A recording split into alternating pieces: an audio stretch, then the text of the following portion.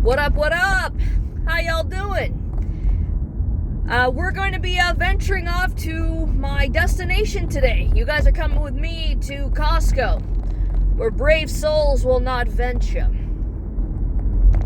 That, and also you get to experience the our lovely roads. Things that go bumping in the night also go bumping in the morning, so that's always fun as well. So, before I begin the video, I just want to say something about Made in Liberty. Something really retarded happened yesterday. Is it here where I have to turn? I think it's here. I'm not getting, okay, this makes sense, yeah. I'm supposed to turn here. Okay. I'm going in an area where I don't frequent, so I'm relying on my memory, but it looks to be rock and roll. Anyways, so Made in Liberty unfortunately got its second community post-strike over stupidity. And I hate to say this, but YouTube is getting lame. It's getting more lame day by day with the unnecessary censorship that we're experiencing. All I did was just post a video, a compilation video of the best scenes of The Exorcist. I decided to quote it, and I said it was funny. And I thought it was funny just because of the way that the actor said the quote in question. So it violated like nudity and sexual violence or something. I have no fucking clue. It's like, bruv, I'm not even insinuating it to anybody. I'm merely quoting a fictional movie from the 70s. Are we serious? It's almost as if the Satanic Panic never ended. Because I enjoyed something in that moment, I'm the baddie. Anyways, let's get on to the video. Now we're actually on our way to our destination. I can make this video. Try to do it quick. I hope the lesson that you guys are learning with Canada is it's very much reach absurdity. There's no such thing in my world as peak absurdity. It's either it is or it isn't absurdity. And it's really fucktarded of what's been going on and the sheer irony that we are experiencing. Dude, don't tailgate me. There's a left lane. And so what am I talking about?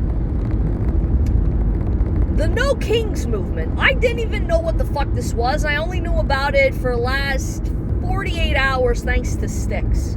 He's the one that talked about it. So if I didn't know anything about this whole thing would be like,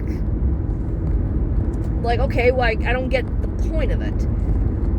So thanks to Styx that he had mentioned it in a few of his videos, it's actually quite hilarious to see the meaning and the irony behind the No Kings protests happening out here in Canada. What's basically it? I'm basing it off of the fucking sloganeering that we no kings, no dictators, no tyrants. And I find that utterly hilarious. That has got to be the most hilarious thing in a Canadian context I've seen in quite some time. Why is it?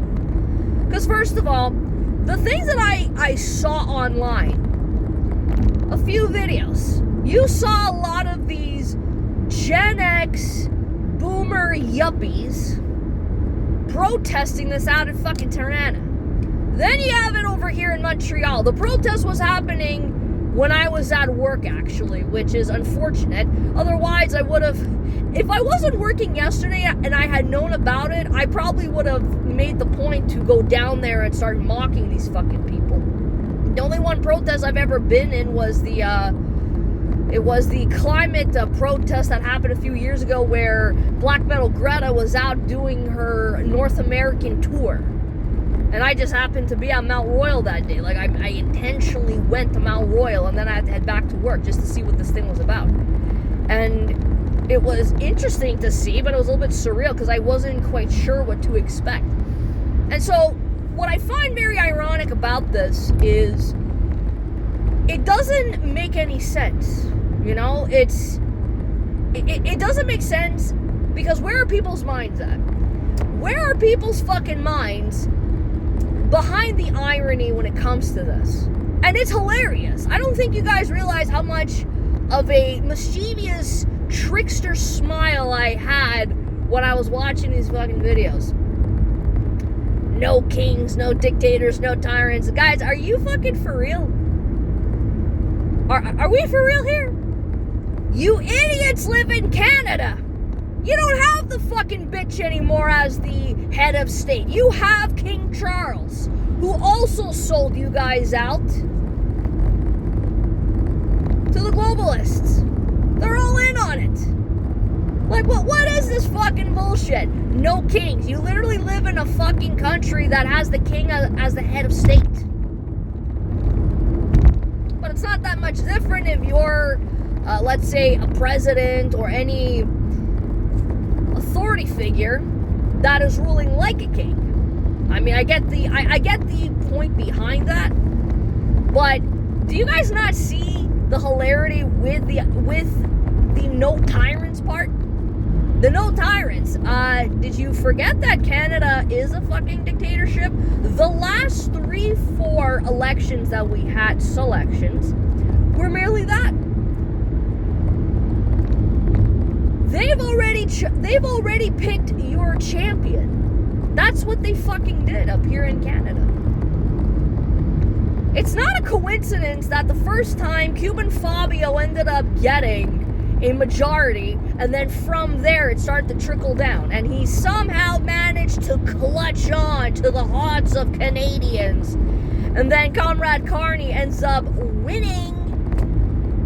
I think that to me is sus as fuck. And people were blaming Trump and like, oh, because of him, he's the one that cascaded the idea and brought Comrade Carney all the way down to Ottawa. Like, they made him win Ottawa. It's like, guys, I don't think that's what happened. I think that, and I'm not privy to any of this, but this is my suspicion. Because at that point, the bag was already in for Comrade Carney, he probably knew something was up, or because Trump being Trump, he's being an egoist. He's not a fan of people going against him. He wants people to like him. He's a megalomaniacal dude. He's an asshole. He wants people to say nice things about him. Or maybe that's just a front, but that persona fucking works. It's not only that's a persona that works, but it's working in the sense of the optics. He doesn't like the fact that the cartoon con is not playing ball with Trump. And so with Comrade Carney, oh yeah, it's going to be easier to be dealing with the liberals. I don't like that guy that was saying mean things about Trump. I mean, look, it's all superficial shit on the face of it.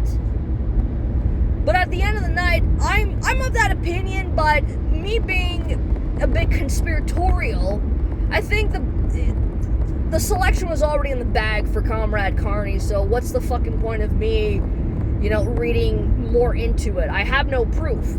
But when you guys want to start telling me no kings, no tyrants, and no dictators coming from Canada is fucking absurd and ironic. You can't get any more ironic than that. Like, I'm not quite sure at what point are Canadians seriously gonna start to see the weirdness, because this narrative doesn't make any fucking sense at all. It really doesn't. Because, you guys live in a fucking country where you have the king as the head of the state, which, to be honest, he shouldn't be there anymore. This is where I agree with the language Nazis. I say, well, what's he there for? He's a waste of our fucking time. We don't owe him any oath or pledge of allegiance. I no, fuck that shit. That's, again, I have to agree with the language Nazis. I'm not, I wouldn't want to be bothered with that shit either. But in terms of what's happening,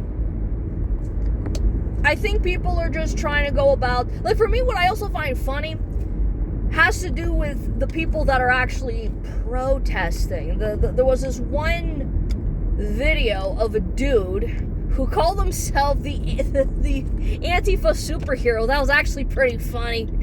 And he was explaining that his grandparents, his grandfather, was in the concentration camp and they escaped that shit.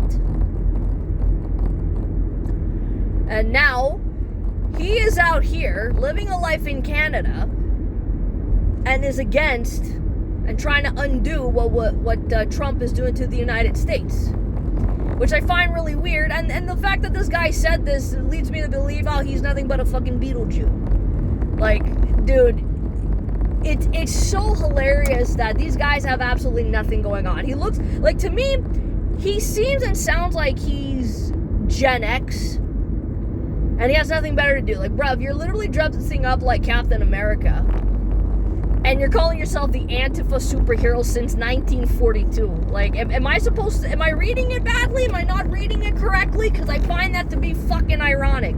Also, like, I just find that really retarded. People just want to get in on these things because it gives them meaning in life. But, you know, to quote Charles Manson, to paraphrase Charles Manson, without the Australian painter, they have no reason to live. And without that reason to live, there's no money involved. Like, there has to be something there to motivate you. You know, you take away that hate, that's it. They're dead. They're done for. And, yeah. Manson was right when it came to the Beetlejuice.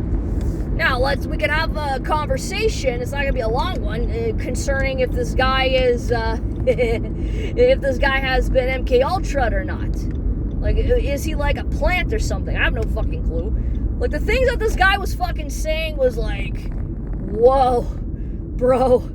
From a fucking beatnik to saying, like, the most funniest things that are really timeless. Bro, where have you been? What up?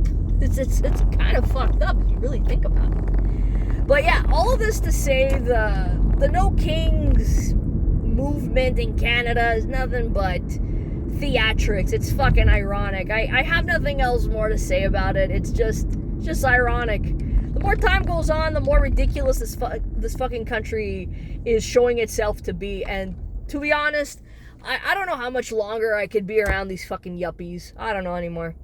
Peace out.